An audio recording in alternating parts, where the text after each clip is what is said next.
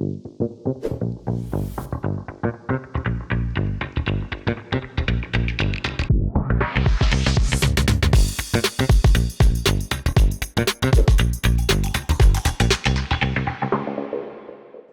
good morning. Welcome to the Evolution Inspire series.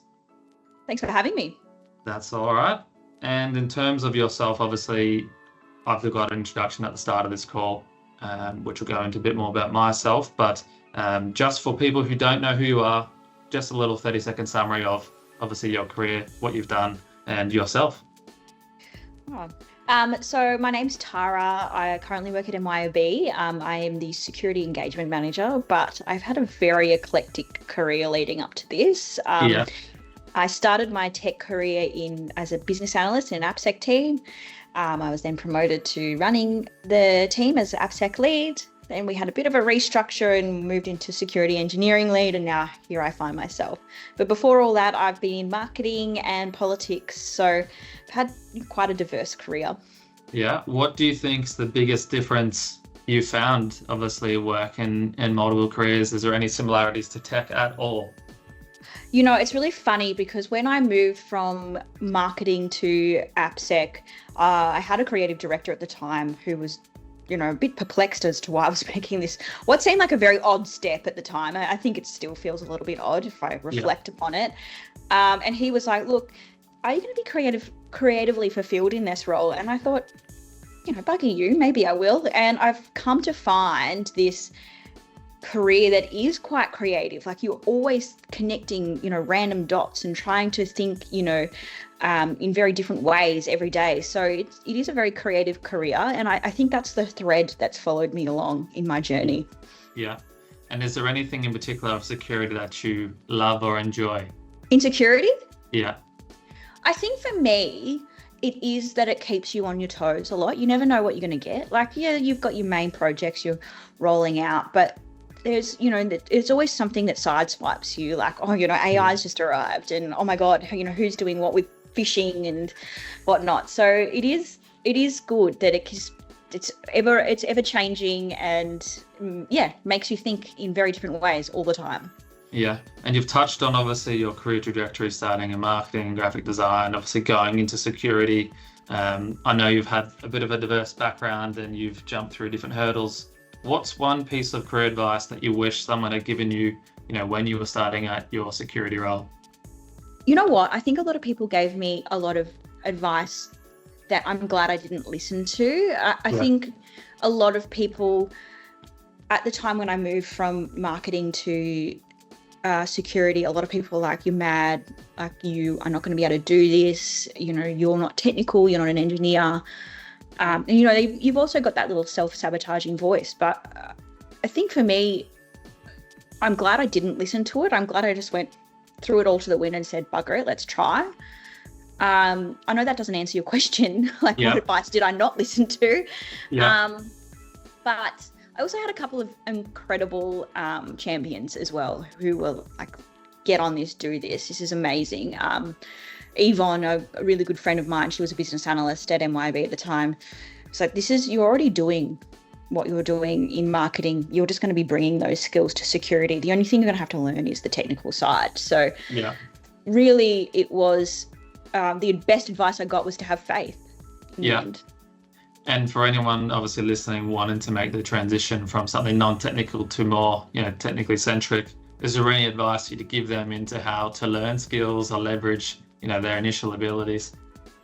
I think for me is knowing that if you're hired into a role like this, you're hired for a reason, and you will be bringing technical skills. Just because they're not IT technical skills or security technical skills, you're still bringing skills that the team is clearly lacking. And there is a whole breadth of skills that the security teams often lack. Do they have someone who can communicate really well to a board as well as other engineers? Is there a business-minded person in the team? If you've got a team full of engineers, that's amazing, but that's not a breadth of skills that you need to efficiently run a team.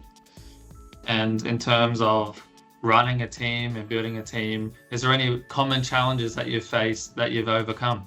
Building a team. Well, I was building teams during COVID when it was really hard to hire. I think there's a lot of people who'll be listening to this think, oh my God, yes, I remember. It's like there was no talent, no one was coming in, no one was learning, Yeah.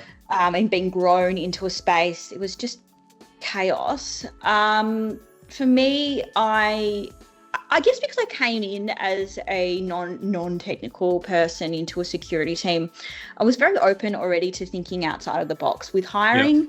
I had great success with hiring software engineers who, had a bit of a let's break things bent into an application security team.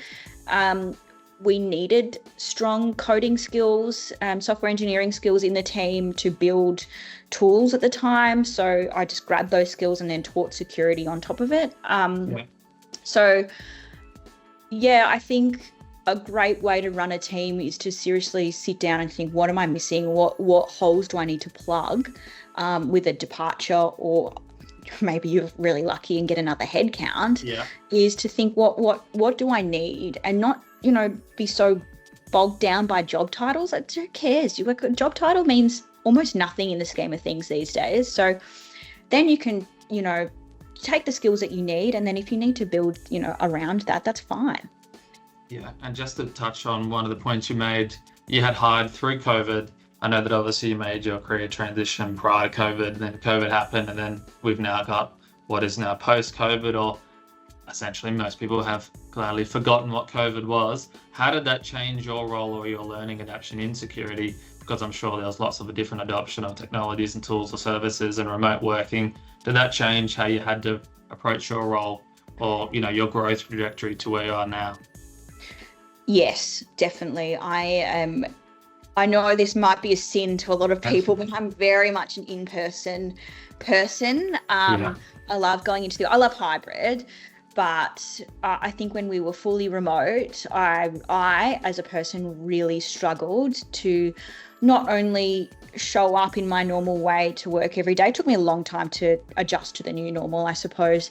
And then on top of that is, the steep learning curve. So I had a good 12 or so months before COVID to learn and get some skills, but I'm not one of those people who can sit down and read and learn from that. I'm a go talk to someone, absorb it in person and then go read person. So I had to really learn how to learn in a different way. That was me, but I know other people are very different. So I just took time and perseverance, really.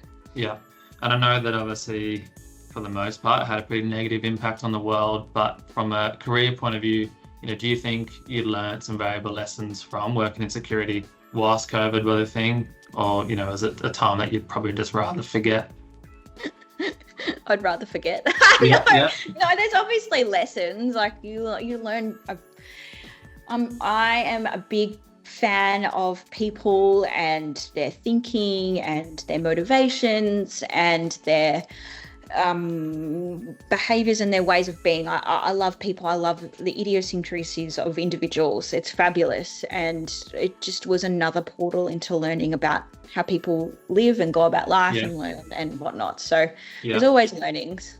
And then since obviously we've shot out the back end of COVID and the market picked up and went crazy for a long time, and hiring became even harder, for example, and pricing went through the roof. Is there any sort of pivotal moments at that time in your career journey that you felt made a significant impact in terms of where you are now? Well, I think there's lots of pivotal moments in my career. Do you know what? I'd actually really love to talk about something that happened in my personal life that that changed everything in my life, including my career. So in 2018, my father sadly had a very serious brain surgery, and it didn't go very well. It went very well, and it just completely changed my life. He's now got a condition called locked-in syndrome. He's still alive and with us and very, still him. But at the time, it, completely rocked my world that my dad wasn't going to be able to get up and do things with me anymore. And having someone so incredibly disabled, it was very pivotal. And I was in marketing at the time, and I just changed my perspective so much that I wanted change in all other aspects of my life, and one of those became security, and into security in my career. So I truly believe that pivotal moment in my personal life, if that had not happened, I would not be in security right now, because I was, I guess, open to just trying something new. I'm like, life is so short, or things don't have to be settled all the time. Things are going to change. So why not lean into that? How do you approach challenges and setbacks in your professional life? And what's your go-to strategy for overcoming them? That's a very hard question to answer, because when you're going through the adversity, you think, oh my God, what am I?